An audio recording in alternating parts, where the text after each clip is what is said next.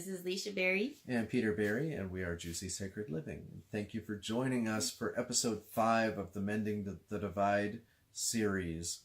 And this one is called The Union of Feminine and Masculine Energy. So we're actually going to talk about what those two energies look like in partnership. We've talked a little bit about what they look like when they're not in partnership, as I was trying very hard to say in the last video.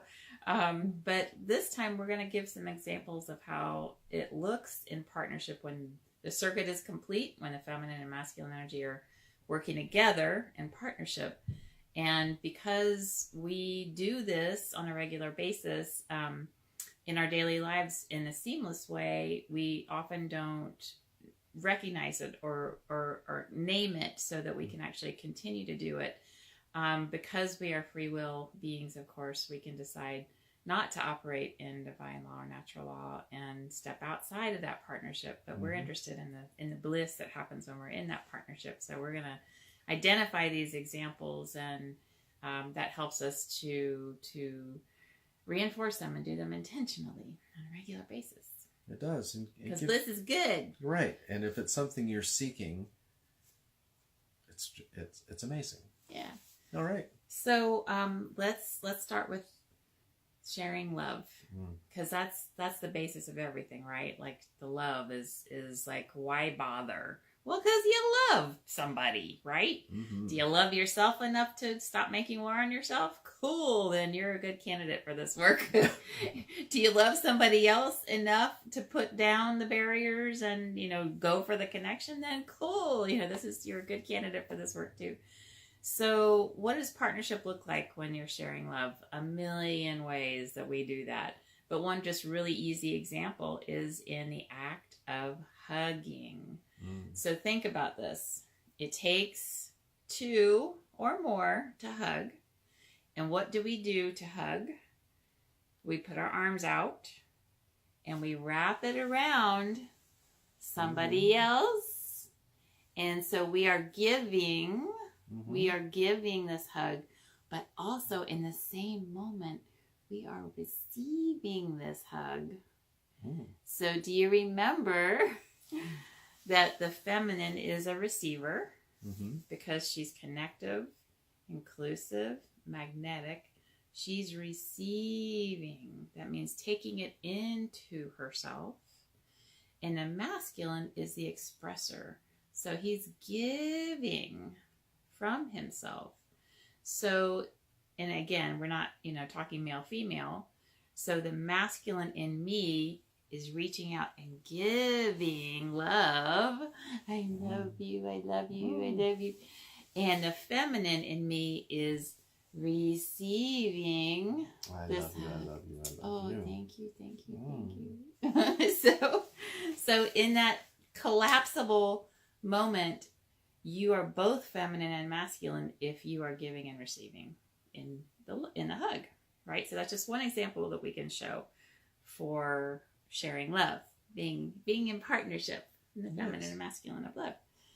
Another way that we are in partnership in feminine and masculine energy is in communication.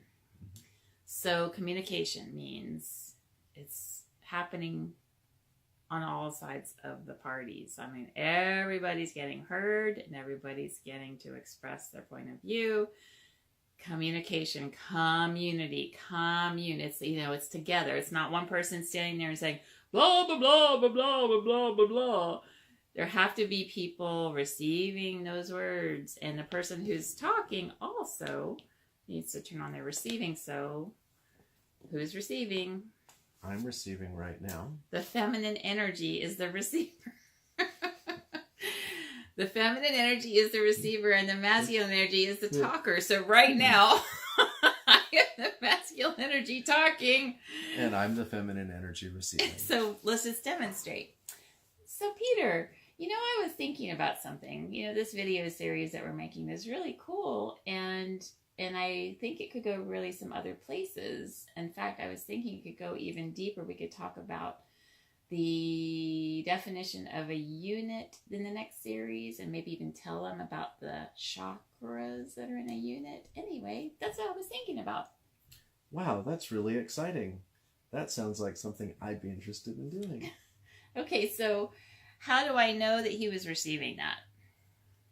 Well, he was looking into my eyes. Mm-hmm. His body was relaxed. He wasn't interrupting me. Mm-hmm. His eyes were not darting around looking for something else to think about. He was actually fully present, receiving what I was saying. Now, another way I would know, like to complete the circuit the other way, would be for him to say back to me what he heard me say, and for me to listen and receive what he was expressing. So then, then we get the yin-yang going around both ways. Right. And if this is a difficult dynamic in your relationship, practicing receiving and then saying back what you've heard is a good way to start bringing that together. Yeah, definitely. Mm-hmm. It really helps too, especially if you are in a relationship where one person tends to talk more or less than the other. In fact, that used to be the way it was here. I was very, very quiet, and Peter was the big taco, as we called him, which was the big talker. But then one day you got mad at me. I did. And you said, how am I supposed to even know what you're feeling if you don't talk about it? I can't read your mind. You're depriving the world of your thoughts and your feelings. And I was just like, I didn't think the world gave a shit about my feelings. Sorry. Spiritual cussing. So anyway, I started little by little. This was a long time ago. This was like 25 or 30 years ago. 30 years ago. And I did start talking a little bit at a time, a little more and a little more. And I'm still, coming out about the talking. Believe it or not, there's more to be said. Well, and part of the reason why I was the big taco, was because I wasn't good at listening. Right.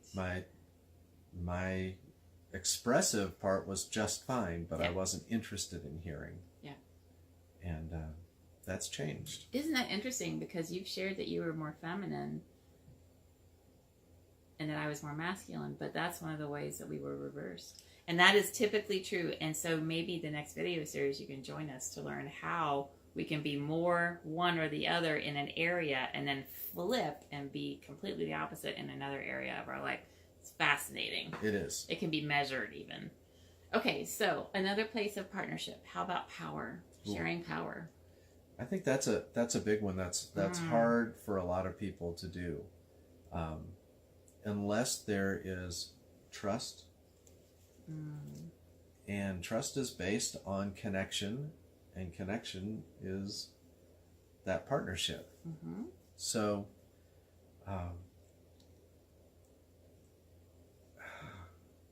trust is shared power when we trust another person, when we're willing, because that's us willfully giving part of our power to them.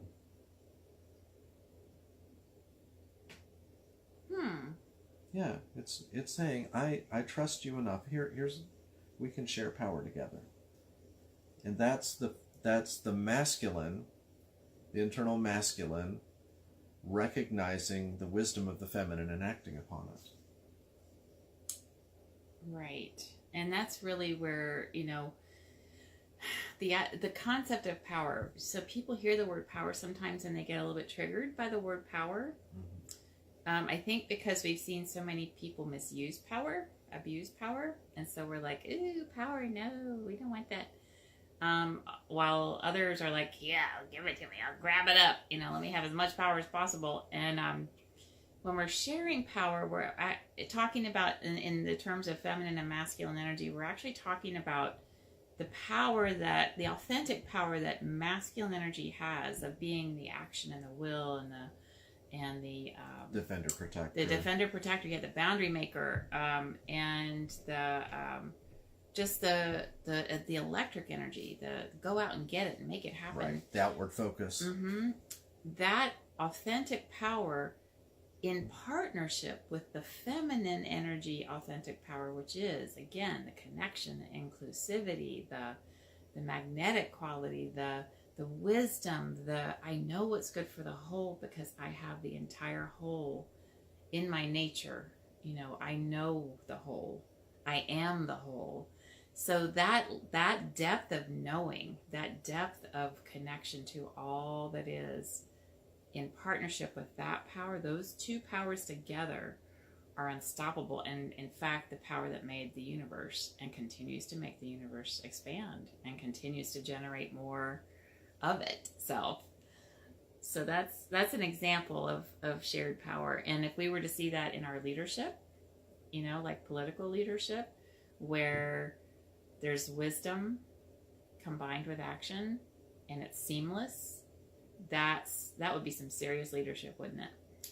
It would end the divide, because listening to the feminine principle is about how do we include, how do we come together, and not be focused on our own agendas at the exclusion of everything else.